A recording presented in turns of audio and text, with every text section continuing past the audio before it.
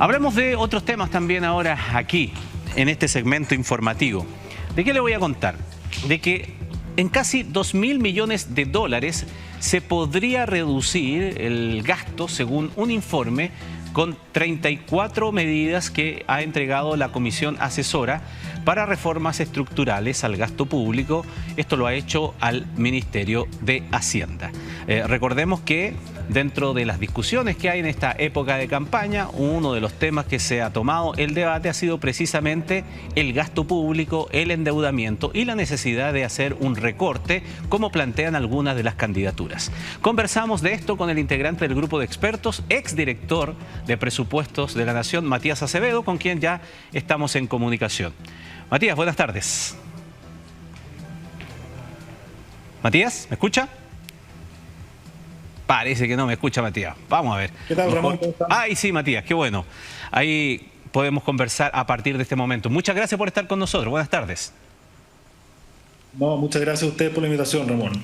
A ver, se ha tomado, decía yo un poco en la introducción antes de partir la conversación, en el debate, en las propuestas, la posibilidad, o mejor dicho, la necesidad, como lo ven ciertos candidaturas, de que es absolutamente imperioso que se pueda revisar cuál es la cuantía del gasto público que tiene nuestro país en víspera de lo que viene, en la discusión ahora del presupuesto de la Nación, pero en perspectiva también de los próximos años.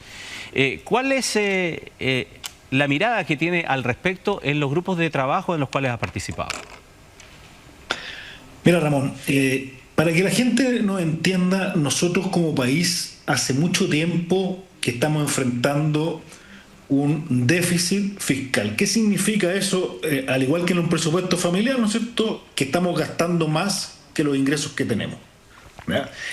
Y esa situación, que hasta hace 10 años atrás, 10, 12 años atrás, era sostenible porque no teníamos prácticamente nada de deuda, hoy día se hace una situación insostenible porque hemos aumentado en forma muy cuantiosa la deuda pública. Y el llamado que nos hace el Ministerio de Hacienda en esta comisión transversal de técnicos que representamos a distintas formas, digamos, de pensamiento en el aspecto político, digamos, es a tratar de dejar un poco esas diferencias de lado ideológicas y pensar en qué es lo que es mejor para Chile en esta materia.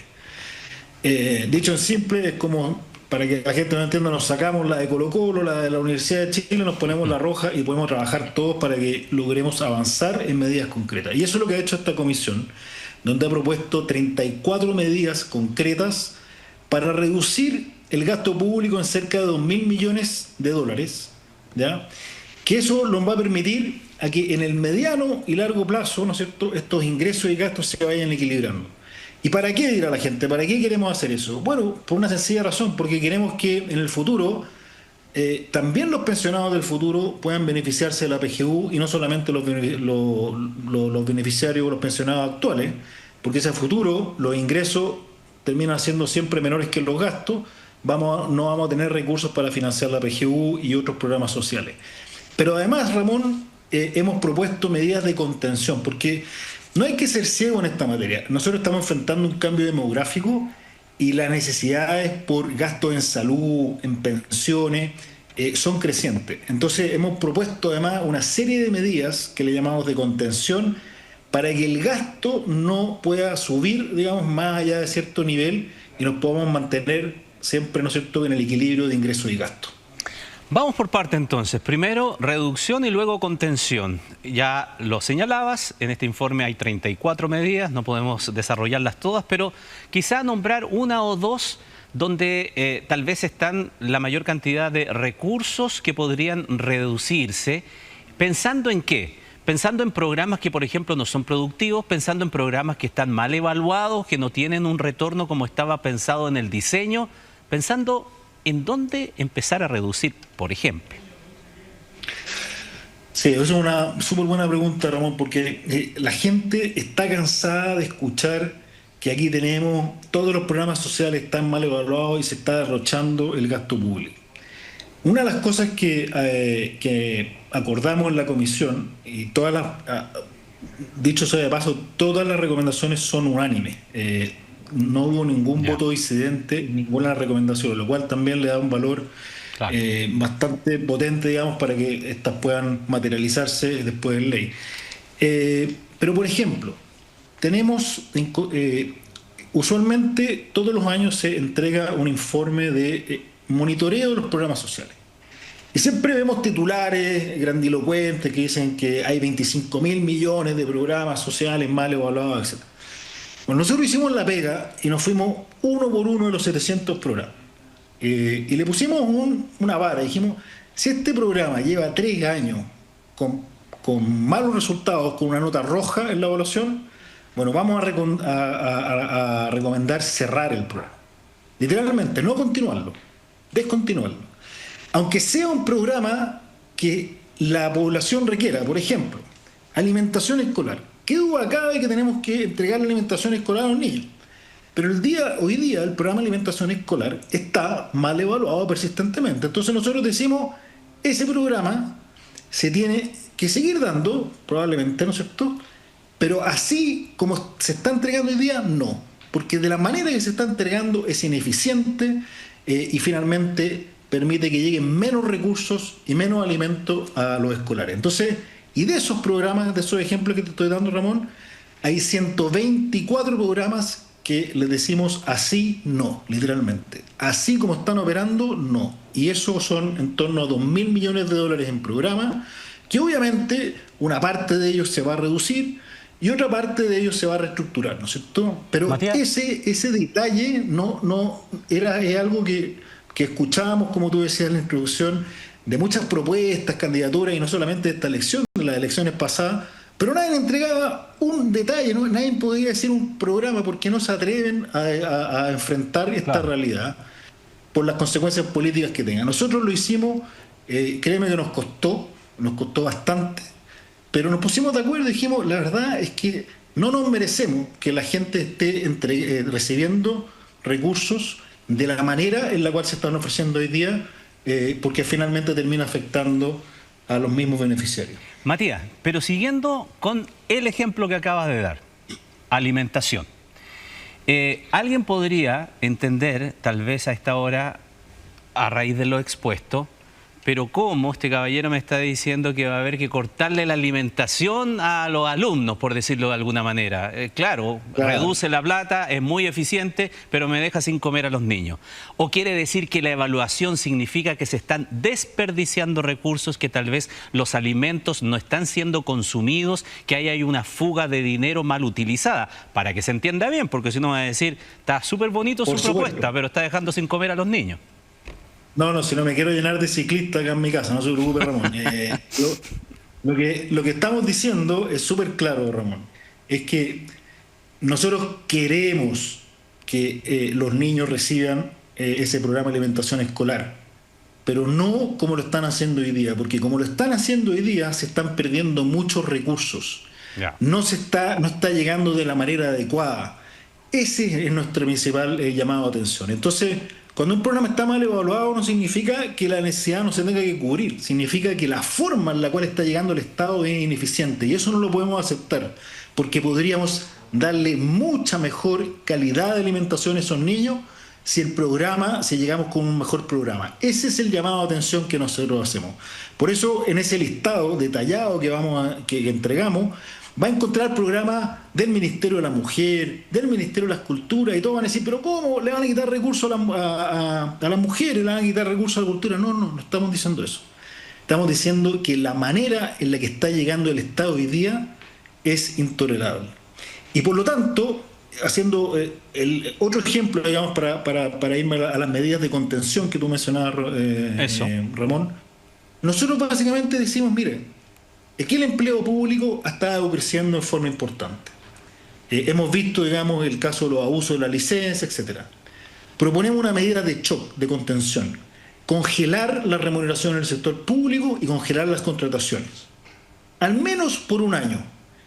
Y permitir, ¿no es cierto?, que dentro del Estado haya movilidad, para que la gente, en lugares donde hay exceso de dotación, ¿no es cierto?, se pueda movilizar a otros lugares, por ejemplo, la salud, ¿no es cierto?, que siempre está requiriendo más personal a lugares donde se necesita más gestión, sobre todo más gestión en salud, y haya una movilidad dentro del Estado. Es una medida de contención, de shock.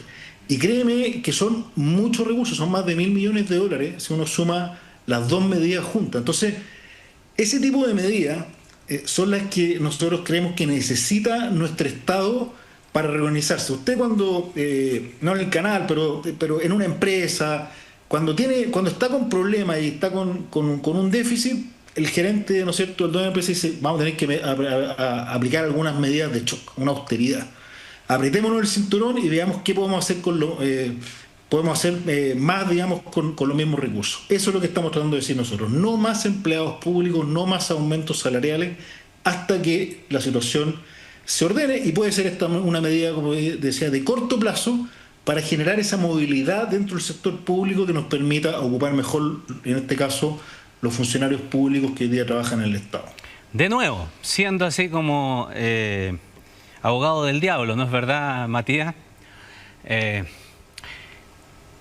Una cosa es lo que se puede hacer en el cálculo matemático y otro es lo viable políticamente. Lo digo porque la sola mención de congelar salarios en el sector público, hay que tener una bola de cristal aquí sobre la mesa para señalar que eso va a generar tensión, oposición, reacción seguramente de los gremios, señalando que por qué tienen que pagar con su sueldo y sus remuneraciones el hecho de que se tenga que ajustar el Estado.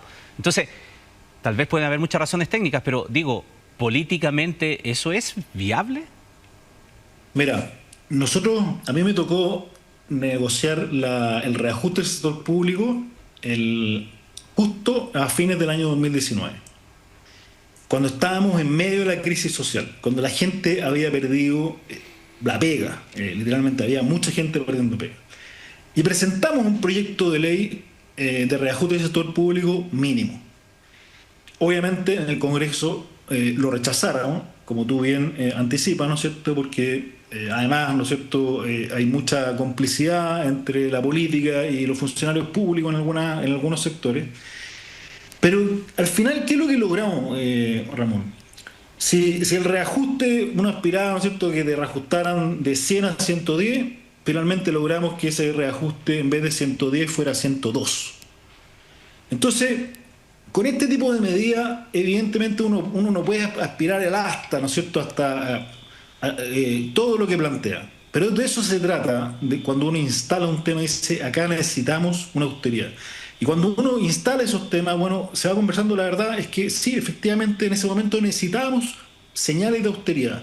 En este momento donde el Estado está gastando más de lo que tiene en forma muy importante, vamos a tener un déficit estructural de más de 2 puntos del PIB, con una deuda que está llegando al cerca del 45%, necesitamos concientizar de que acá no se puede seguir gastando como lo hacíamos antes. Y ese es el tipo de medidas que nosotros aspiramos, nosotros damos un rango, y obviamente que el Ejecutivo es el que tiene que materializarla, pero el piso de partida es entendiendo esa situación inicial, que estamos en una situación compleja y por lo tanto lo que aspirábamos antes ya no se puede alcanzar. Matías, otro pelo a la sopa.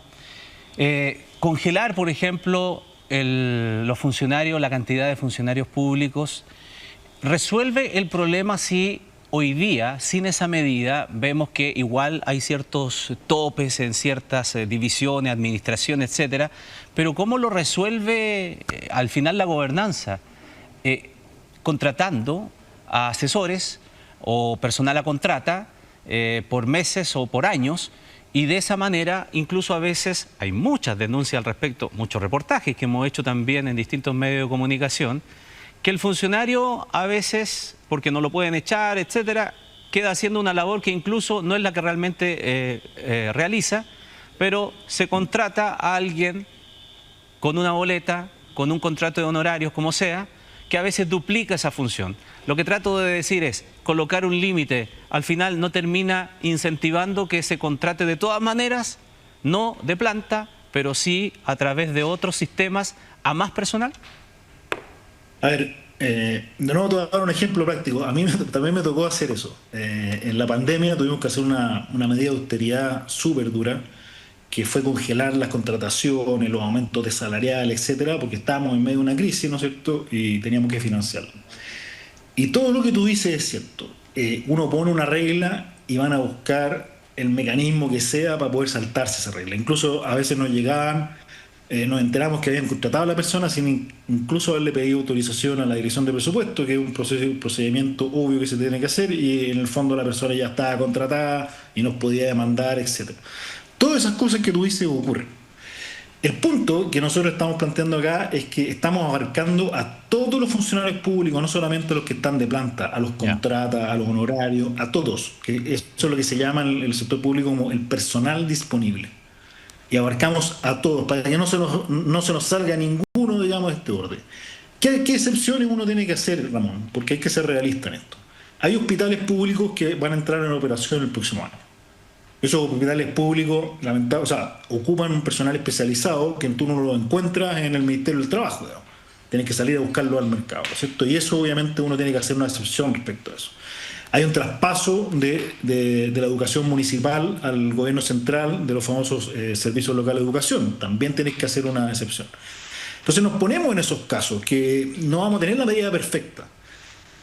Pero sí funciona y lo hicimos y logramos controlar la dotación. En este caso la pandemia obviamente excluimos a todo lo que era el personal de salud por razones obvias, pero en todo el resto del personal la dotación no creció y con mucho esfuerzo y créeme, con bastantes malos ratos, pero se puede, porque se pueden poner reglas en situaciones más límite. Ahora, tú me dices, ¿esta medida la puedo mantener en el tiempo? No, por eso se llama una medida de contención, queremos bajar el nivel. Y con eso ya empezamos a crecer de nuevo a una tasa más moderada, etc. Es una medida clásica de contención que sirve, ayuda y permite, junto con las licencias médicas, etc., que también se propone como medidas de control, van apoyando a la reducción del gasto público. Y déjame decirte la última cosa, Ramón. Esto no es fácil. No sale en el documento, pero no es fácil. Todos los que estamos ahí trabajamos directo e indirectamente en la dirección del presupuesto y sabemos lo complicado que es controlar el gasto público. Por eso hemos sido súper realistas. Uno escucha hoy día en propuestas de distintas áreas, de distintas candidaturas, de montos varias veces más de lo que nosotros estamos proponiendo. Por lo menos el triple. Nuestra propuesta es realista en el sentido de que se ajusta a lo que se puede hacer, no lo que uno sueña, porque lo que uno sueña no tiene límite. Yo créeme que le tenía harta ganas al gasto público, pero uno se enfrenta con la realidad, con la economía política, que muchas veces algunos desprecian, digamos, pero que es tan importante, y tú has dado varios ejemplos intuitivamente de lo que significa congelar salario, ir a discutir al Congreso, este tipo de medidas, y eso cuesta, y por lo tanto nuestras medidas de alguna manera lo que hacen es traspasar toda esa experiencia, todos esos coscachos que nos llevábamos, portazos, etcétera, a medidas súper tangibles y con capacidad de implementarse en el corto plazo. Bien, Matías Acevedo, muchísimas gracias por estos minutos de conversación con nosotros para explicar y dar algunos ejemplos concretos, entender entonces cuáles son las materias que se proponen en vista de esto que se ha tomado la discusión también en estos momentos, que es cómo reducir el gasto en un momento en que la economía, bueno, así lo necesita. Hay un consenso respecto en la forma, el cómo y la cuantía de aquello es lo que está sobre la mesa. Muchísimas gracias. No, muchas gracias a ti, Ramón. Con todo. Momento de hacer una pausa. ¿Qué le parece? Regresamos de inmediato.